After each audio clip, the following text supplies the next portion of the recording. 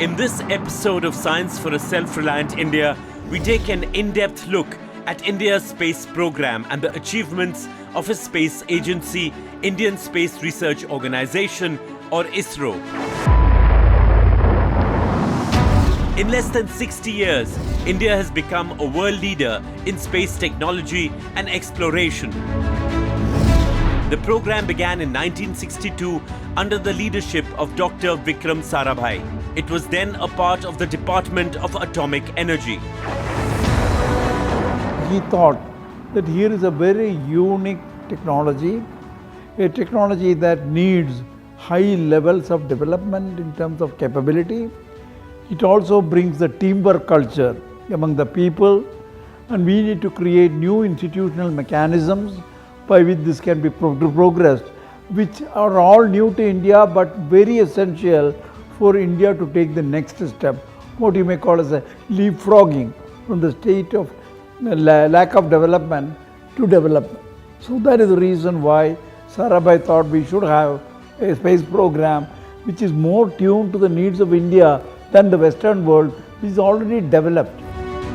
India's vision in establishing the space program is to harness space technology for national development while pursuing space science research and planetary exploration. The track record of India's space agency speaks for itself. Engineers and scientists of ISRO have designed and developed a range of launch vehicles for putting into space indigenous satellites and related technologies for Earth observation, communication, navigation, meteorology and space science. Important initiatives of ISRO have included development and launch of the Indian National Satellite System or INSAT for communication, broadcasting and meteorology. The IRS or the Indian Remote Sensing Satellite System series to support the national economy in areas of agriculture, water resources, forestry.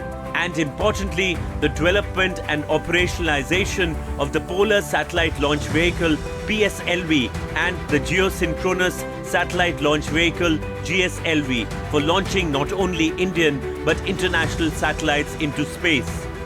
Effectively, because the purpose was to see that yes, we can put a satellite in space and control it. That was the purpose. Then we came to applications. Next step was to use it for meteorological applications. So we launched a satellite called Bhaskara 1, Bhaskara 2, mostly for meteorological oceanographic applications.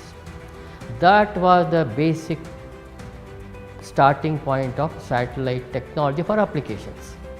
Then we had other applications, IRS, Indian Resources Satellites, then we have INSAT satellites, all those things followed. But these are the very significant satellites that were launched. India has also achieved success in important space exploration initiatives like Chandrayaan, Mars Orbiter mission, also known as Mangalyaan, and the launch of AstroSat. But the next few years are going to be even more eventful and path-breaking for ISRO and indeed our country. Preparations are underway for launching a 3-member Indian crew to space for a period of 5 to 7 days and safely return them to Earth.